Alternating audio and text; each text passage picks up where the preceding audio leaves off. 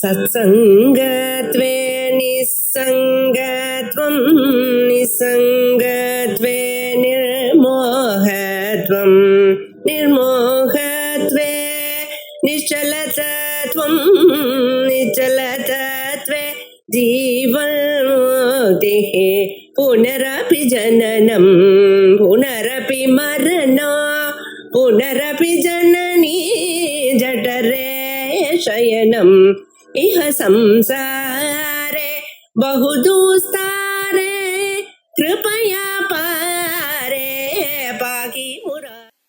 13वें कारिका में कहा गया तदेव ही समंजसम। अब युक्ति युक्त तो क्या है? एक अद्वितीय ब्रह्म तत्व ही सत्य है, द्वैत की कोई संभावना नहीं है, वही एक समंजस माने की योग्य है, तर्कबद्ध है, योग्य है, शास्त्रोक्त है। अब तो द्वैत जो है वो सत्य नहीं है और अद्वैत है वो शास्त्रोक्त है, तर्कबद्ध है। तो बोले आप अगर शास्त्रोक्त कहते हैं, ठीक से समझो, अगर आप कह रहे हैं कि शास्त्रोक्त दृष्टि से अद्वैत ही सिद्ध है, न भेदवादानाम उत्प्रेक्ष मात्र मूलत्वम, तो बोले नहीं, भेदवाद हम जो कह रहे हैं, जो दर्शन शास्त्र भेदवाद की बात कर रहे हैं, वो उत्प्रेक्षा मात्र नहीं है, वो कल्पना मात्र नहीं है, वो तर्क मात्र नहीं है। श्रुति मूलत्वाद इत्यादि आशंक्य, श्रुति में भी तो भेद बुद्धि की चर्चा है। अब देखिए, कर्मकांड जिसको आप कहते हैं, वेद का जो प्रथम भाग है जिसको हम कर्मकांड कहते हैं, वो कर्मकांड में यही सब चर्चा है। द्वैत है, कर्ता है, भोक्ता है, जन्म है, मृत्यु है, गमन है, आगमन है। जो बात आप निषेध कर रहे हैं वो सब बात तो शास्त्र में ही है। अब जन्म मरण के लिए, गति आगति के लिए प्रमाण कौन है? प्रत्यक्ष प्रमाण नहीं है, तर्क भी प्रमाण नहीं, शास्त्र प्रमाण है। शास्त्र प्रमाण से ही तो हम जानते हैं ना, धर्म क्या है, अधर्म क्या है, पुण्य क्या है, पाप क्या है, गति क्या है, अगति क्या है। गति आगति का भी हमें ज्ञान कहां से होता है? शास्त्र से ही होता है। श्रुति मूलत्वाद, आप देखो उनका मूल जो है, उनके लिए प्रमाण जो है वो तो श्रुति है। नहीं तो हमें कैसे ज्ञान होगा कि स्वर्ग है, नरक है? स्वर्ग नरक जिसकी बात हम कर रहे हैं, गति आगति की जो बात हम कर रहे हैं, वो किनके आधार पर कर रहे हैं? शास्त्र के आधार पर है। उनके लिए प्रमाण तो शास्त्र ही है। स्वर्ग नरक के लिए शास्त्र प्रमाण है, पुण्य पाप के लिए शास्त्र प्रमाण है, देव योनि, उत्कृष्ट योनि, ऊर्ध्व योनि जो है, निकृष्ट योनि जो है, मनुष्य योनि, ये सबके लिए प्रमाण तो शास्त्र ही है। शास्त्र प्रमाण से ही ये सब कहा गया है। आप समझो, तो आप कैसे कहेंगे कि ये अयोग्य है? आप देखो क्यों? अगर आप कहेंगे नहीं नहीं, ये कर्मकांड में जो कहा गया है वो ठीक नहीं है, तो उसको तो आप अर्ध अंड न्याय कहेंगे। अर्ध अंड न्याय किसको कहते हैं? अंड मेरे पास है, उनका मैं उनको आधा कर देती हूं, आधा भोजन के लिए है, आधा प्रसव के लिए। अर्ध पाचनाय अर्धम प्रसवाय, क्या ऐसा संभव है? नहीं। या तो पूरा अंड आप भोजन के लिए रखो, या तो पूरा अंड प्रसव के लिए रखो। अर्ध अंड न्याय कैसे करेंगे आप? अब समझो, तो या तो कहो कि शास्त्र प्रमाण है, फिर आप आधा आधा करेंगे, वो तो ठीक नहीं है। और इसलिए आनंद गिरी महाराज कहते हैं न भेदवादान उत्प्रेक्षा मात्र मूलत्व, तर्क मात्र से ही, उत्प्रेक्षा मात्र से ही हम नहीं कहते हैं। जो वैशेषिक है या सांख्यवादी जो है, ये जितने भी षड दर्शन जिसको हम कह रहे हैं, उनका मूल भी तो श्रुति ही है ना, तर्क मात्र नहीं है, श्रुति मूलत्व। अब तो जब श्रुति ही ये कर्ता भोक्ता की बात करती है, श्रुति ही जन्म मरण की बात करती है, श्रुति ही गति आगति की बात करती है, तो आप उसको कैसे नकारेंगे? अब समझो, तो वही जो प्रश्न है ना, वो आशंका जो है, वो आशंका के निवारण के लिए ही ये 14वीं कारिका है। ठीक से समझ, उज्जीवात्मनो पृथक्त्वं यत् प्रागुत्पत्तेः प्रकीर्तितम्। अब उत्पत्ति ही, अब प्राग उत्पत्ति ही,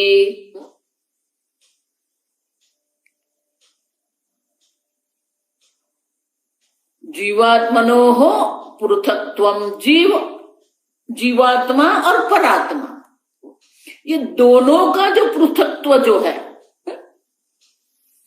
प्राग उत्पत्ति है। श्रुति वाक्य में कर्म कांड में जो ये जीवात्मा और परात्मा का जो द्वैत दर्शाया है, जो पृथक्त्व कहा गया है, वो कर्मकांड में है, श्रुति माता ही है। लेकिन वो जो है वो किस प्रकार से है? भविष्य गुण वृत्त्या, भविष्य वृत्त्या गौणम, गौण है। अब सब भविष्य वृत्ति माने कि भविष्य की वृत्ति, भविष्य में जो है उनके आधार पर अभी ये पृथक्त्व स्वीकार किया गया है। अब देखो, उत्पत्ति ही व्युत्पत्ति सम्यक ज्ञानम तदर्थ उपनिषदां प्रवृत्ति अपेक्षया प्राक प्रवृत्त कर्म कांडेन। ज्ञान कांड जिसको हम कहते हैं, उपनिषद जो इसको कहते हैं, उपनिषद से जो सम्यक ज्ञान की प्राप्ति होती है, उनके पहले, आप समझो ये, उनके पहले जो है, उनकी अपेक्षा से ये प्राक है, पहले है। वो क्या है? प्रवृत्त कर्म कांडेन यत् परापरयोः नानात्वम् उक्तम। वो किसके आधार पर है? कर्म कांड में जो पृथक्त्व जीवात्मा और परात्मा, जीव और ईश्वर का जो पृथक्त्व दर्शाया है, जो भेद बुद्धि की चर्चा जो है, वो भेद बुद्धि की जो चर्चा की गई है, वो क्या है? भविष्य वृत्त्या, भविष्य की वृत्ति से माने कि आगे जो होने वाला है उनको दृष्टि में रहकर ही ये कहा गया है। अब देखो, भविष्य वृत्त्या कैसे? ओदनम पचति इति भविष्य वृत्त्या तंडुलेषु ओदनत्ववत गौणमेव। अब देखो, व्यवहार में भी हम ये सब बात ऐसे करते हैं। भविष्य वृत्त्या माने कि बाद में जो होने वाला है उनको, उनकी अपेक्षा से हम ये कहते हैं। ये जो वैद्यकीय ज्ञान प्राप्त करते हैं, मेडिकल,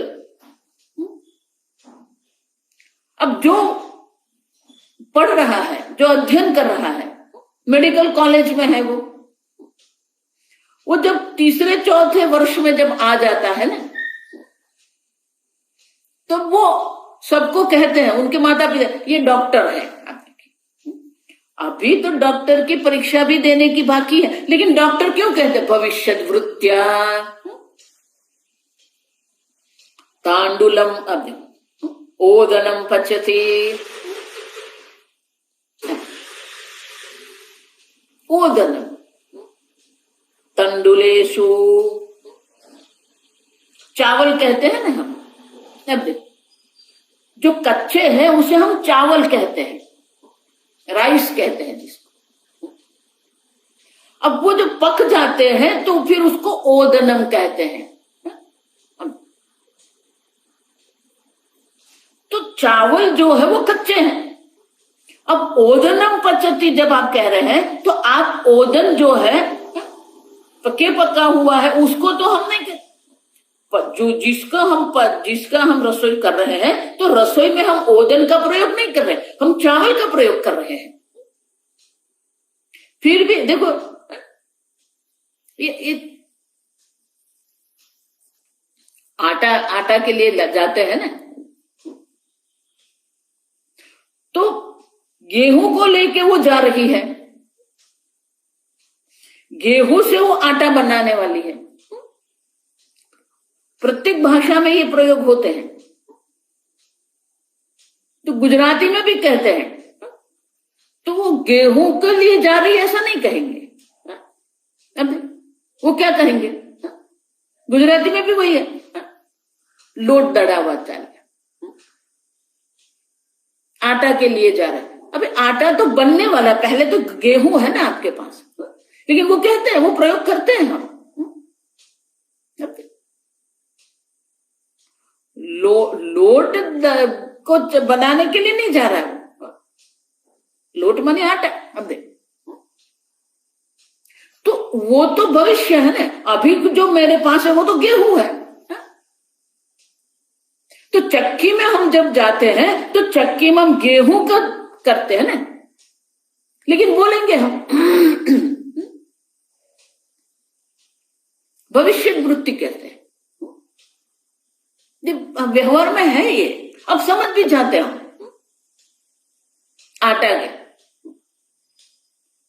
आटा को आप चक्की में नहीं, चक्की से जो निकलेगा वो आटा है, आपके हाथ में जो है वो गेहूं है। उसी प्रकार से ओदनम पचती, वो ओदन को रसोई नहीं कर रहा है, ओदन तो परिणाम है ना रसोई का। चावल को जब आप पकाते हैं तो चावल पकने से जो बनेगा वो ओदन है, भात जिसको हम कहते हैं।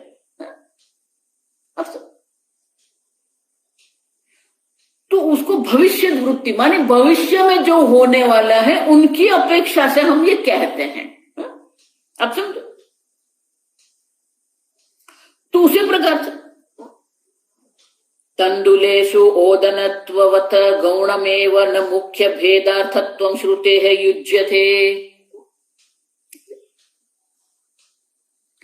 भेद बुद्धि जो है वो श्रुति माता का तात्पर्य नहीं है, वो गौण है, मुख्य अर्थ वो नहीं है। गौण माने सेकेंडरी है, मुख्य जो अर्थ है वो तो एकत्व है, एक अद्वितीय तत्व है। वेदस्य अपूर्वत्व पुरुषार्थत्वयोः अभावादित्यर्थः।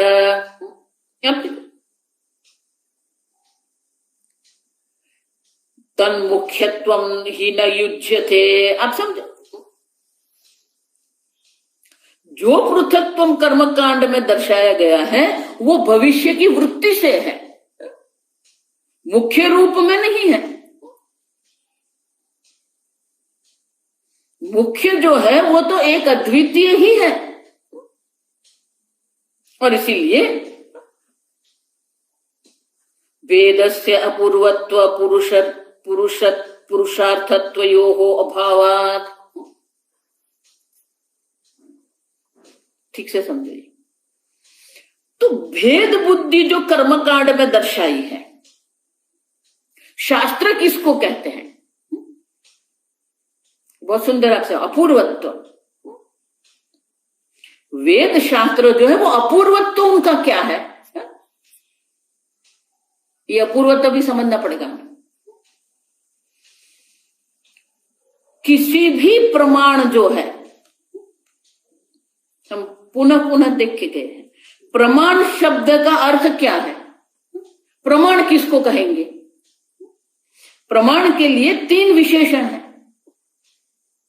अपूर्व, अपूर्वम, अबाधितम। स्वतंत्रम। चक्षुरेंद्रिय प्रमाण है, अपूर्व है। क्यों? अपूर्व माने यूनिक। चक्षुरेंद्रिय के द्वारा हम दर्शन क्रिया करते हैं, तो दर्शन क्रिया के लिए चक्षुरेंद्रिय की अपूर्वता है। अपूर्वता मानी अन्य के द्वारा वो नहीं हो सकता है। श्रोत्रेंद्रिय श्रवण क्रिया कर सकती है, चक्षुरेंद्रिय दर्शन क्रिया कर सकती है, लेकिन चक्षुरेंद्रिय के द्वारा श्रवण क्रिया नहीं होती है और श्रोत्रेंद्रिय के द्वारा दर्शन क्रिया नहीं होती है। तो सबका अपना अपना क्षेत्र है, प्रत्येक इंद्रिय का अपना क्षेत्र है, वो अपने क्षेत्र में अपूर्व है। उतना ही नहीं, चक्षुरेंद्रिय के द्वारा जो दर्शन क्रिया होती है, वो दर्शन क्रिया से हमें जो ज्ञान होता है वो अन्य प्रमाण से बाधित नहीं होता है, अन्य प्रमाण से अयोग्य पुरवार नहीं होता। अब जब दर्शन क्रिया जो है, वो दर्शन क्रिया जो है उनमें श्रोत्रेंद्रिय का प्रवेश है ही नहीं, तब वो जो दर्शन क्रिया है उनको नकारेंगे कैसे, उसको बाधित कैसे करेंगे? तो चक्षुरेंद्रिय अपने क्षेत्र में अपूर्व है और चक्षुरेंद्रिय के द्वारा हमें जो ज्ञान होता है वो ज्ञान कैसा होता है? अबाधित होता है। उतना ही नहीं, चक्षुरेंद्रिय को दर्शन क्रिया करने के लिए अन्य इंद्रिय की अपेक्षा नहीं है, वो स्वतंत्र है। प्रत्येक प्रमाण अपने क्षेत्र में अपूर्व है और स्वतंत्र है, और अन्य प्रमाण के द्वारा वो जो ज्ञान हम प्राप्त कर रहे हैं वो बाधित नहीं हो सकता है। अब देखो, तो शास्त्र जो है वो प्रमाण क्यों है? वेद शास्त्र को जब हम प्रमाण कहते हैं, वो वेद शास्त्र के प्रमाणत्व कैसे सिद्ध करेंगे? जो हमें प्रत्यक्ष प्रमाण से जो ज्ञान हमें हो रहा है उनके लिए क्या आपको शास्त्र की आवश्यकता है? भेद बुद्धि जो है, वेदस्य भेद बुद्धि जो है वो तो आपको प्रत्यक्ष है। जीव ईश्वर का भेद जो है वो तो प्रत्यक्ष है, उनके लिए आपको शास्त्र प्रमाण की आवश्यकता है क्या? शास्त्र को, वेद को प्रमाण क्यों कहते हैं? प्रत्यक्षेण अनुमित्या वा यस्तु उपाय न विद्यते। प्रत्यक्ष प्रमाण से जो हम नहीं जान सकते हैं, अनुमान प्रमाण के द्वारा भी जो हम नहीं जान सकते हैं, तद वेदे न विन्दति तस्माद् वेदस्य वेदता। अब देखिए, जो आपके प्रत्यक्ष प्रमाण से आप नहीं जान सकते हैं उनको जानने के लिए वेद प्रमाण है। अब देखिए, और इसीलिए धर्म अधर्म के लिए वेद प्रमाण है, क्योंकि प्रत्यक्ष प्रमाण से, अनुमान प्रमाण से हम नहीं जान सकते। स्वर्ग नरक के लिए वेद प्रमाण है। जन्म मृत्यु, पूर्व जन्म उत्तर जन्म के लिए प्रमाण कौन है? वेद है। आप समझ रहे हो ठीक से? लेकिन भेद बुद्धि के लिए वेद प्रमाण है क्या? वो क्या कह रहे हैं? उनकी जो शंका थी वो क्या थी? भेदवाद जो हम कह रहे हैं, वो भेदवाद की आप जो कह रहे हैं वो हमारी कल्पना नहीं है, वो तो श्रुति मूल है। नहीं, भेद बुद्धि जो है उनकी मूल जो है वो श्रुति नहीं है। क्यों? भेदस्य अपूर्वत्व पुरुषार्थत्व अयो अभावात्। अब देखो, भेद बुद्धि की अपूर्वता है ही नहीं। जब वो अपूर्वता ही नहीं है, जब प्रत्यक्ष प्रमाण से आप भेद बुद्धि जो अनुभव कर रहे हैं, तो उनके लिए फिर वेद प्रमाण की क्या आवश्यकता आपको? जो प्रत्यक्ष प्रमाण और परोक्ष प्रमाण से आप नहीं जान सकते हैं उनके लिए वेद प्रमाण है। तो वेद बुद्धि तो प्रत्यक्ष है आपको, उनके लिए आपको क्या वेद की आवश्यकता है? तो भेद दृष्टि अगर आप कह रहे हैं, भेद दृष्टि का मूल श्रुति है, वो ही आपकी जो शंका है वो ठीक नहीं है, क्योंकि भेद बुद्धि जो है उनकी कोई अपूर्वता है ही नहीं, वो तो प्रत्यक्ष है आपको। जीव जीव का जो भेद है, एक जीव दूसरे जीव से भिन्न है। आप मुझसे भिन्न है, मैं कुत्ते से भिन्न हूं, कुत्ता बिल्ली से भिन्न है। वो जो भिन्नता, जो भेद है, वो तो प्रत्यक्ष है। जीव जीव का भेद प्रत्यक्ष है, जीव और जगत का भेद प्रत्यक्ष है, जगत और जगत का भेद प्रत्यक्ष है। जीव ईश्वर जो है, प्रत्येक जीव को एक ज्ञान है मैं ईश्वर नहीं हूं, तो वो तो प्रत्यक्ष है। उनके लिए वेद की आवश्यकता है क्या आपको? नहीं, अपूर्वत्व नहीं है, अपूर्वत्व नहीं है। भेद बुद्धि जिसको आप कह रहे हैं उसकी अपूर्वता नहीं है, यूनिकनेस नहीं है, तो फिर उसके लिए वेद प्रमाण नहीं है। आप अगर कहेंगे कि भेद बुद्धि के लिए श्रुति मूल है तो वो अयोग्य है, पहली बात। दूसरा, पुरुषार्थत्व, अपूर्वत्व पुरुषार्थत्व योहो अभावात्। अब देखो, आपका पुरुषार्थ क्या है? पुरुषेण अर्थ्यते प्रार्थ्यते इति पुरुषार्थ। मनुष्य के द्वारा जिसकी इच्छा की जाती है उसे पुरुषार्थ कहते हैं।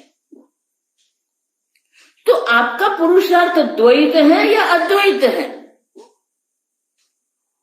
आप समझो,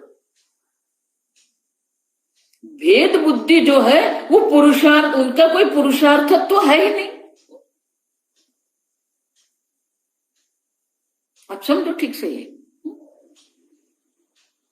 देखो मैं दृष्टांत देती हूं। आनंदमय कोश में तैत्तिरीय उपनिषद उनके लक्षण दर्शाते हैं। मोदः, अब देखो, तो मोद प्रमोद जो हम कह रहे हैं, अब देखिए, तो हमारे मन में जो आनंद की जो मात्रा है, वो आनंद की जो मात्रा जो है,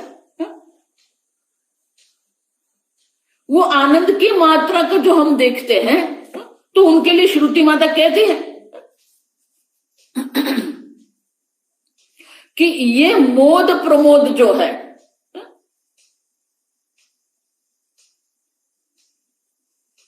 तो उनको अगर स्पष्ट हमारे व्यवहारिक दृष्टि से अगर हमें देखना है ना मोद प्रमोद क्या है,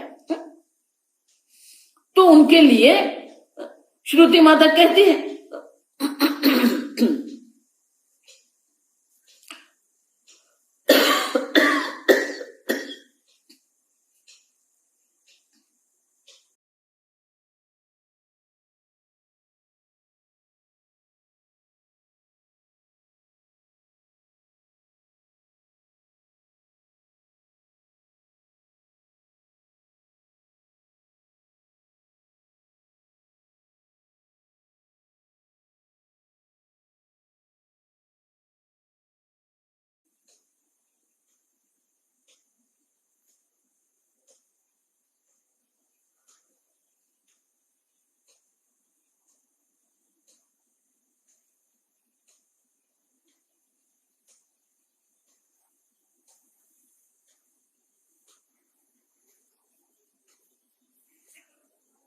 तो कहते हैं व्यवहारिक दृष्टि से अगर हम देखेंगे तो कहते हैं बाजार में आम आ गई, तो बाजार में आम आ गई जब हम कहते हैं तो हमारे मन में जो आनंद की जो वृत्ति होती है,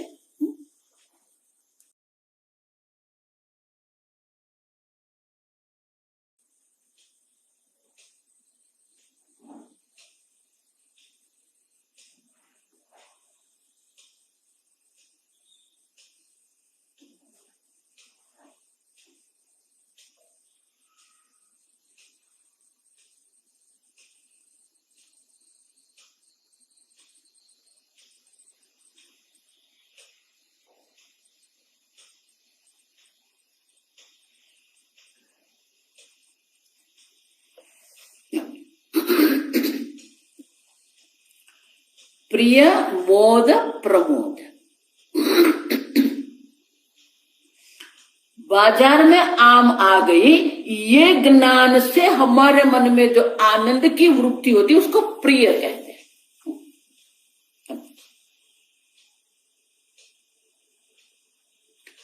वो आम जब आप खरीद करके आप उनको ले आते हैं अपने घर में, उसको मोद कहते हैं।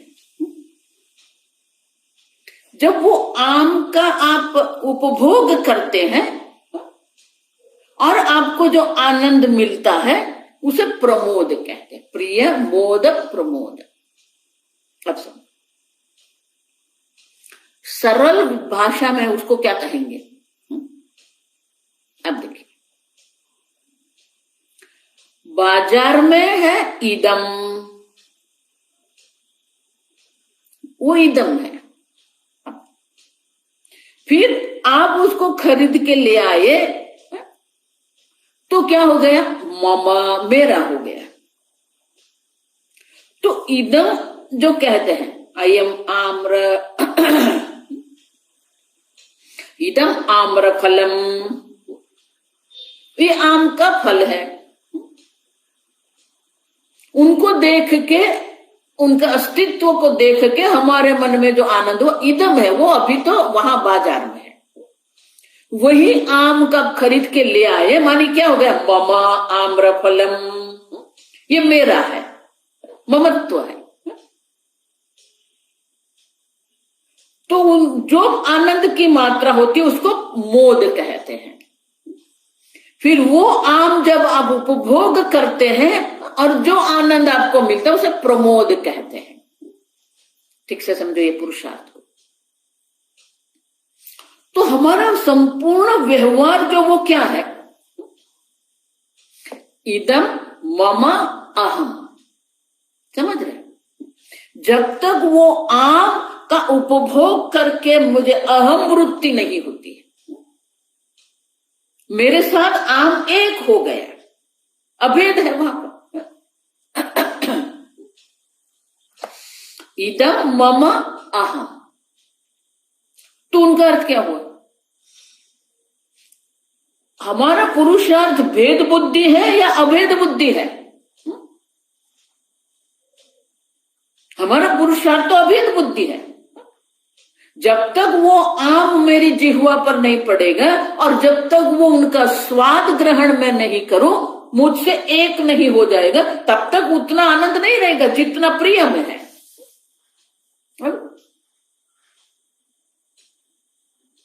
तो हमारा पुरुषार्थ क्या है? इदम अहम मम, सॉरी, इदम मम अहम, प्रिय मोद प्रमोद।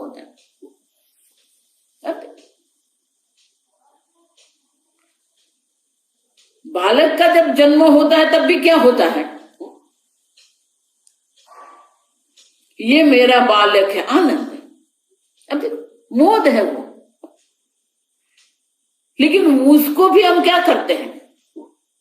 हम गले लगाते हैं, उसको स्पर्श करते हैं। क्यों? उस स्पर्श से हम एकत्व का अनुभव करते हैं।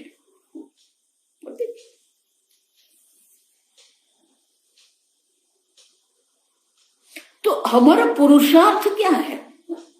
भेद बुद्धि जो है उनकी कोई अपूर्वता भी नहीं है और भेद बुद्धि भी कभी भी हमारा पुरुषार्थ नहीं है। आप समझे? पुरुषार्थत्व अभावात।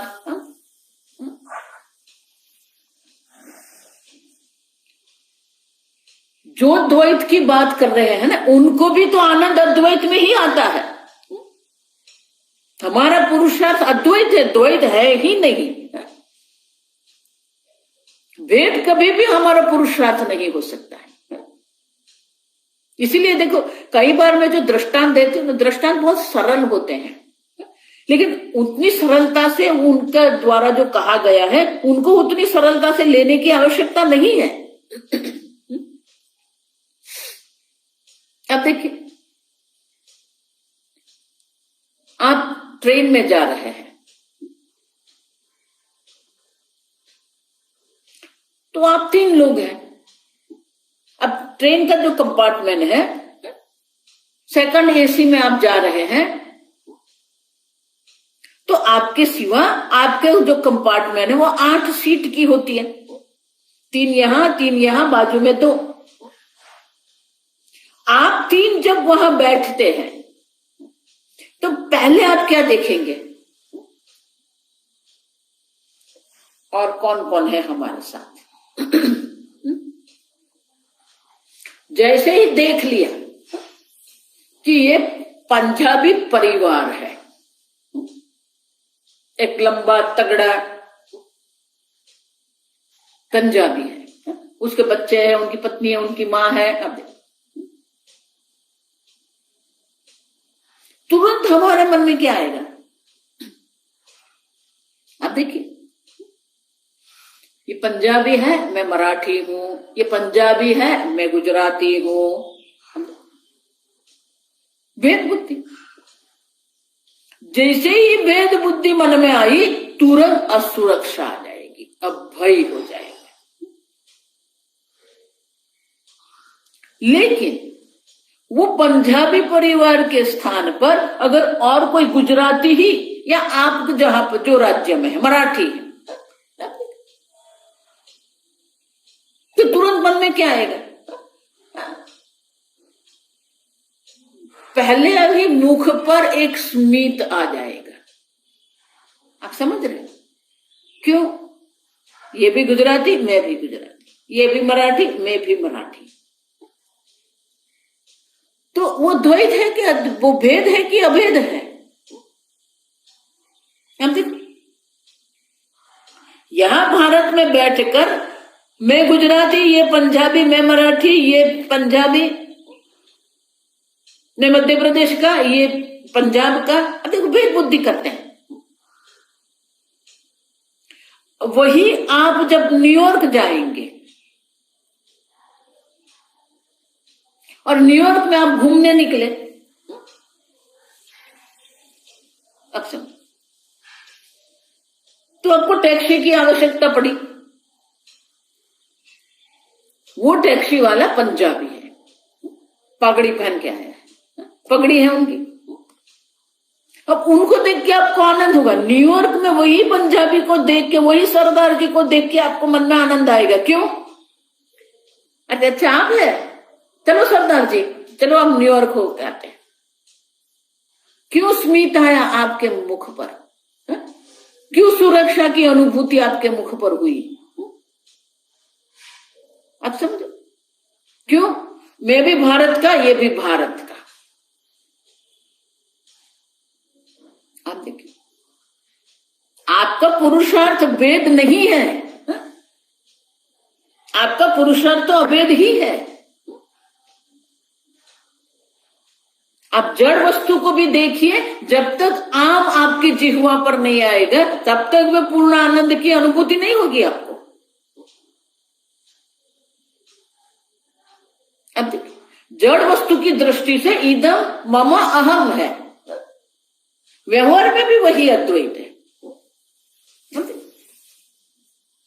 आप भी वैष्णव है, मैं भी वैष्णव हूं, आप शैव है, मैं तो वैष्णव हूं। अब देखिए, तो जो द्वैत की बात कर रहे हैं उनको भी आनंद कहां आया है, द्वैत में आया कि अद्वैत में आया, अब समझो।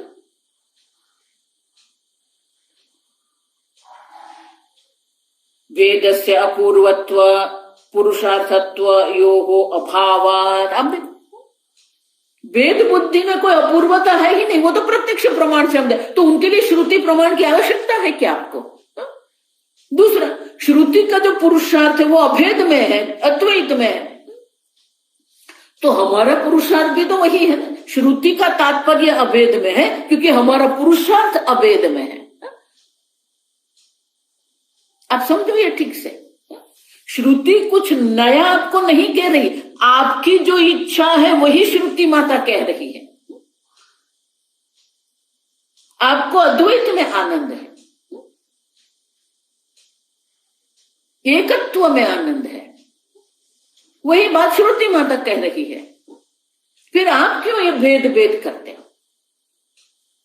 वेद न तो हमारा पुरुषार्थ है और वेद में न तो अपूर्वता है, और इसलिए ये श्रुति माता का तात्पर्य नहीं हो सकता है।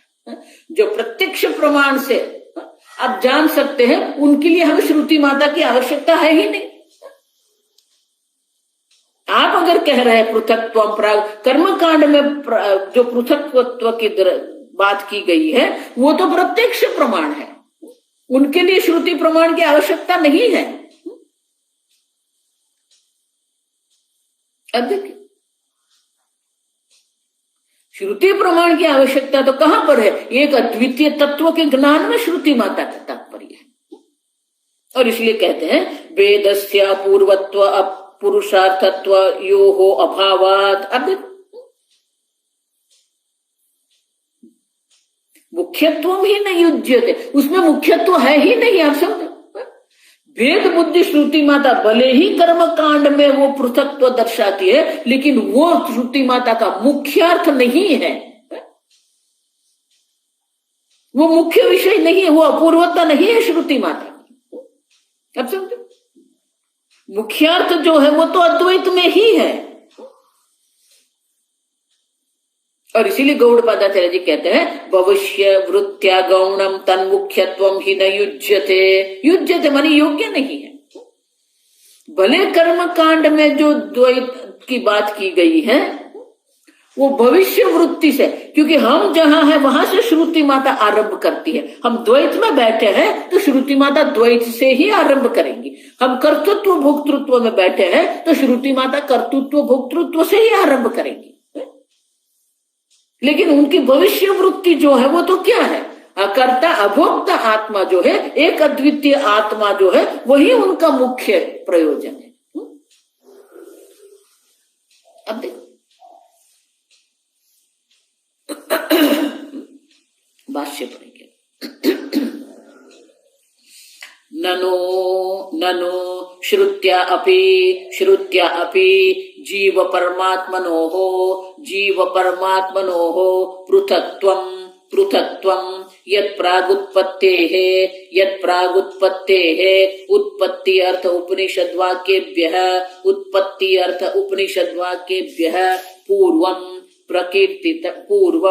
पूर्वं प्रकीर्तितं कर्मकांडे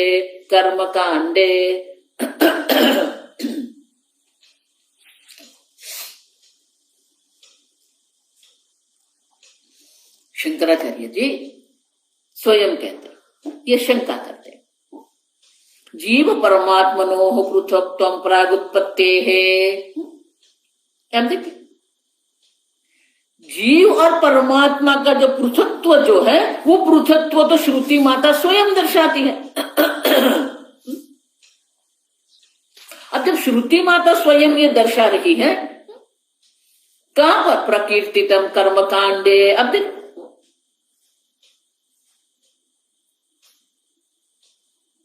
तो कर्मकांड स्वयं ही ये पृथकत्व दर्शाते हैं, लेकिन कहां पर? प्रागुत्पत्ति है। अब देख,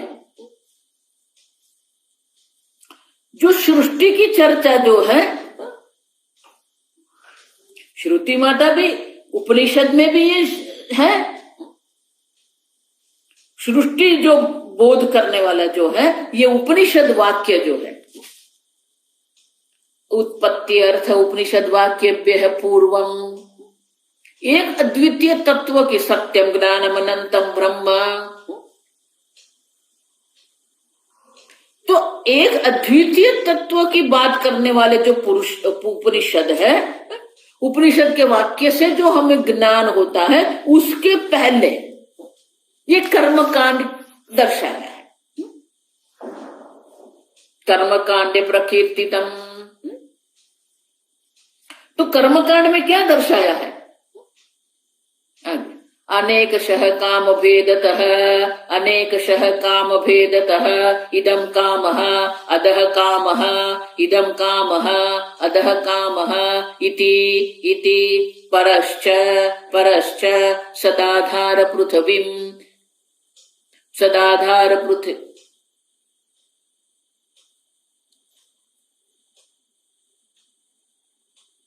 सदाधार पृथ्वीं द्वाम द्याम इत्यादि मंत्रवर्णैः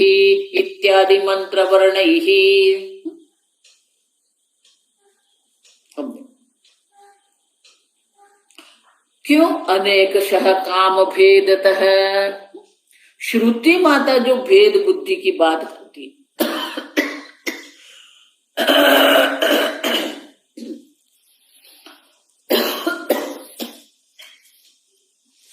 तो वो भेद बुद्धि जो श्रुति माता हमें दर्शा रही है, वो श्रुति माता क्यों दर्शा रही है? श्रुति माता के द्वारा भी ये वेद बुद्धि जो दर्शितम श्रुत्यापि दर्शितम वेदम। तो श्रुति माता के द्वारा जो भेद हमें दर्शाया गया है, उनके लिए कारण क्या है? अनेकशः काम भेदतः। हमारी अनेक प्रकार की कामनाएं हैं, अनेक प्रकार के कामनाएं उपभोग के पदार्थ भी हैं। मनुष्य बुद्धि में अनेक प्रकार की कामना है। हमारी इच्छा की अनेकता होने के कारण ही इदम कामः अधः कामः। अब देखिए, काम्यते इति कामः, हमारी इच्छा का जो विषय है उसे भी काम कहते हैं। तो हमारी इच्छाएं अनेक है। उतना ही नहीं, हमारी इच्छा के विषय है वो भी अनेक है। इच्छा भी अनेक है, इच्छा के विषय भी अनेक है। अब देखिए, आइसक्रीम कहेंगे, फल कहेंगे। आइसक्रीम जब हम कहते हैं तब देखो अनेकशः शब्द, अनेकशः मानी अनंत है। अनेकशः मानी 1 2 4 5 नहीं है, अनंत है। आइसक्रीम को एक कहेंगे, लेकिन आइसक्रीम में भी क्या है? अनेकता है। फल कहेंगे, फल में भी अनेकता है। अब देख, फल एक कहेंगे लेकिन फल में अनेकता है। नहीं, फल में मुझे अंगूर चाहिए। अच्छा, तो अंगूर में भी अनेकता है। छोटी वाली चाहिए, काली वाली चाहिए, बीज वाली चाहिए, बीज रहित चाहिए। अब देखो, तो इच्छा के जो विषय जो है, इच्छा की भी अनेकता है और इच्छा के विषय में भी अनेकता है। आप समझ?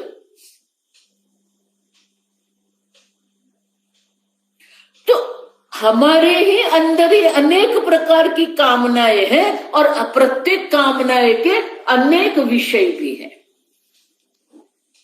अब वस्त्र ले ले, वस्त्र एक है लेकिन वस्त्र में भी अनेकता है। अब जाइए वस्त्रालय में, अनेक प्रकार के वस्त्र आपको मिलेंगे।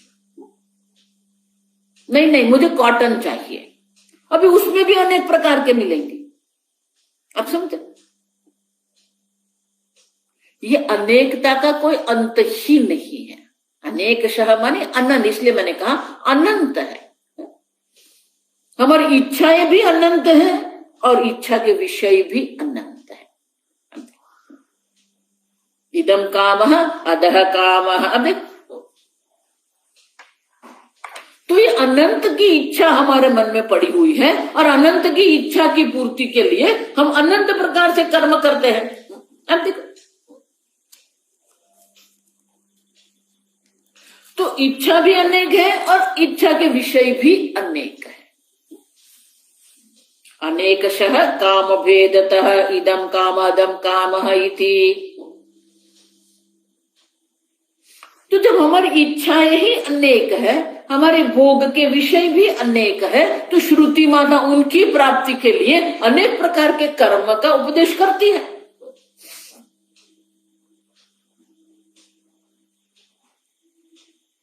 और हमें हमारी अल्पता का ज्ञान है।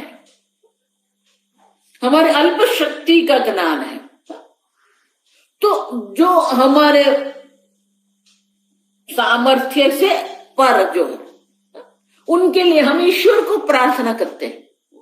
अब परश्च दधार पृथ्वी द्वाम इत्यादि मंत्र वर्णैहि। अब कर्मकांडे तत्त कामना भेदेन नियोज्य भेद सिद्धवपि। ठीक है, चलो, भेद बुद्धि जो आप कह रहे हैं, अनेक कामनाओं है, अनेक कामनाओं के कारण अनेक प्रकार के कर्म का भेद भी है, विषय भेद भी है। वो तो श्रुति में के लिए आते, उनके लिए श्रुति प्रमाण नहीं है, क्योंकि वो तो प्रत्यक्ष है हमारे। ठीक है, लेकिन जीव और ईश्वर का जो है, अब समझो, परश्च दधार पृथ्वी द्वाम, परह च दाधार, ईश्वर ही ये पृथ्वी को धारण करते हैं, ईश्वर ही स्वर्ग को धारण करते हैं। आप समझो, तो जीव और ईश्वर का जो भेद दर्शाया है,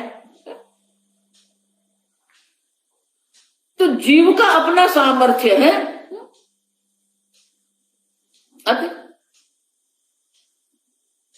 ईश्वर का अपना सामर्थ्य है, वो भी तो भेद है ना। अनेक कामनाओं के कारण अनेक प्रकार के कर्म है, अनेक प्रकार के भोग है, लेकिन परश्च जो ईश्वर है, वो ईश्वर कौन है?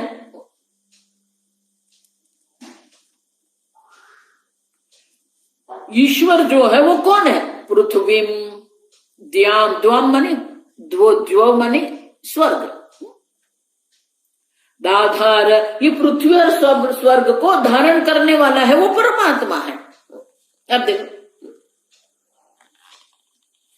तो उनके द्वारा भी भेद बुद्धि ही दर्शाई है। माने कि अनेक इच्छाओं के कारण अनेक प्रकार के कर्म का उपदेश किया गया है, अनेक प्रकार के भोग का उपदेश है। उतना ही नहीं, कर्मकांड में ही दर्शाया गया है कि ये परमात्मा वो है जो ये पृथ्वी स्वर्ग आदि सर्वलोक को धारण करने वाला है, मानी वो सर्वज्ञ सर्वशक्ति है, और मैं जीव हूं जो अल्पज्ञ है, अल्प शक्ति है, इत्यादि मंत्र वर्णैहि। तो श्रुति माता मात्र कर्तृत्व भोक्तृत्व भेद नहीं दर्शाती है, कर्म अनेक प्रकार के कर्म अनेक प्रकार के भोग ही नहीं दर्शाती है, श्रुति माता जीव और परमात्मा का भेद भी दर्शाती है। आप देखिए, अब समझ, क्योंकि परमात्मा कौन है?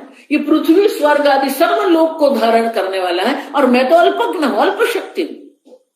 तो श्रुति माता स्वयं जीव और ईश्वर का भेद दर्शाती है। अब देखो, कर्मकांडे पृथक्त्वं प्रकीर्तितम्, स्पष्ट रूप से प्रकीर्तितम् माने स्पष्ट रूप से श्रुति माता जो है जीव परयोः भेदः सिद्ध्यति परस्यत्वात्। तो कर्म है, अनेक इच्छा है, अनेक इच्छा के उपभोग के लिए अनेक विषय है, वो अनेकता का निर्देश भी श्रुति माता करती है। जीव और परमात्मा के भेद का निर्देश भी वो श्रुति माता ही कर रही है। तो जब श्रुति माता स्वयं ये कह रही है, आगे तत्र कथम कर्म ज्ञान कांड वाक्य विरोधे, कर्म ज्ञान कांड वाक्य विरोधे ज्ञान कांड वाक्यार्थस्य, ज्ञान कांड वाक्यार्थस्य एव एकत्वस्य सामंजस्यम अवधार्यते इति। तो शंकराचार्य जी कहते हैं, ये पूर्व पक्षी है कि जब कर्मकांड और ज्ञान कांड दोनों जो है, तत्र कथम, उसमें कर्मकांड और ज्ञान कांड वाक्य विरोध है, दोनों का वाक्य में विरोध है। अब देखिए, जो कर्म कांड कह रहे हैं और जो ज्ञान कांड जो कह रहे हैं, दोनों के वाक्य में तो विरोध है, क्योंकि अनेक इच्छाओं है, अनेक इच्छा के कारण अनेक प्रकार के भोग है, और प्रत्येक भोग के लिए अधिकारी भी कर्म का कौन अधिकारी है, वो भी श्रुति माता दर्शाती है। किस प्रकार का भोग, किस प्रकार के कर्म कौन कर सकता है, तो अधिकारी का भेद है, इच्छा का भेद है, उपभोग का भेद है, भोग विषय का भेद है। उतना ही नहीं, जीवात्मा परमात्मा का भेद भी श्रुति माता स्वयं ही दर्शाती है। तो जब कर्म कांड और ज्ञान कांड के वाक्य में जब विरोध है, ज्ञान कांड वाक्यार्थस्य एकत्वस्य सामंजस्यम अवधार्यते कथम, तो आप एकमात्र कर्म कांड में जो एकत्व का निर्देश किया गया है उसी को ही तर्क युक्त क्यों कहते हैं आप? देखो, जब दोनों का स्पष्ट रूप से दर्शाया गया है, तो किसके आधार पर आप कह रहे हैं कि कर्म कांड कहते हैं वो अयोग्य है और ज्ञान कांड जो कहते हैं वो योग्य है? अब देखो, किनके आधार पर ये कहते हैं आप? क्योंकि दोनों उपनिषद, दोनों वेद के ही वाक्य है। अब जब दोनों वेद के वाक्य है, तो एक को आप तर्कयुक्त, एकत्व को आप तर्कयुक्त कहते हैं, तो शंकराचार्य जी स्वयं उनको दृष्टांत, उनको उत्तर देते हैं। अब देखो, अभी कारिका नहीं आई है, अभी शंकराचार्य जी कह रहे हैं, अत्र उच्यते यतो वा इमानि भूतानि जायन्ते, यतो वा इमानि भूतानि जायन्ते, यथा अग्नेः क्षुद्रा विस्फुल्लिङ्गाः, यथा अग्ने क्षुद्रा विस्फुल्लिङ्गाः, तस्माद्वा एतस्मात् आत्मनः आकाशः सम्भूतः, तस्माद्वा एतस्मात् आत्मनः आकाशः सम्भूतः, तदैक्षत तत्तेजो असृजत, तत्तेजो असृजत इत्यादि इत्यादि उत्पत्ति अर्थ उपनिषद वाक्येभ्यः प्राकृतत्वं कर्मकाण्डे प्रकीर्तितं यत्तत न परमार्थं न पर।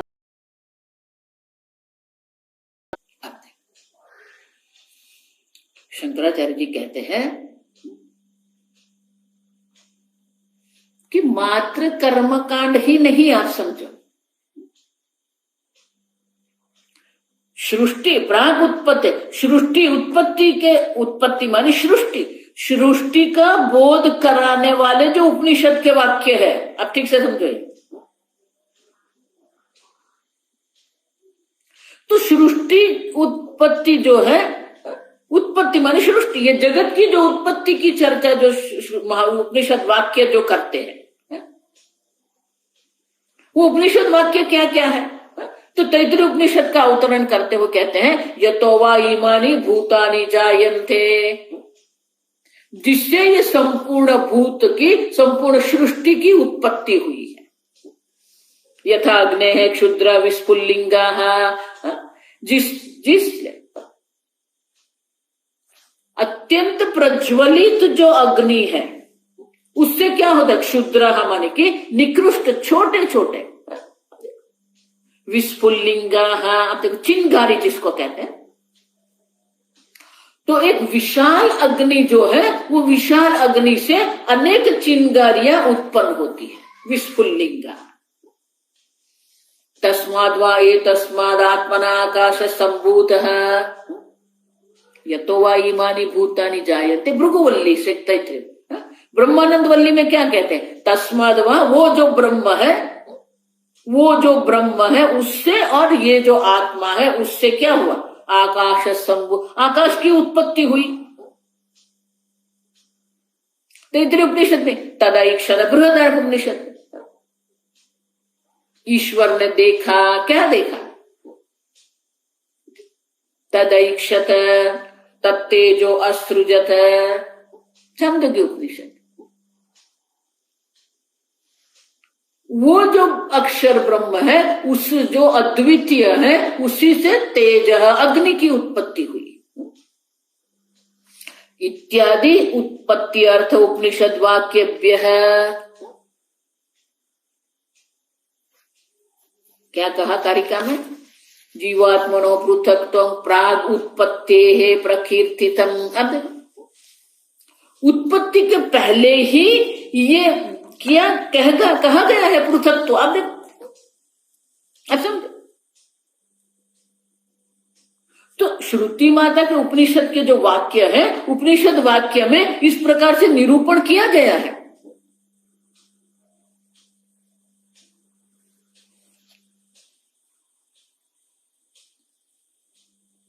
उतना ही नहीं, प्राग पृथक्त्वं कर्मकांडे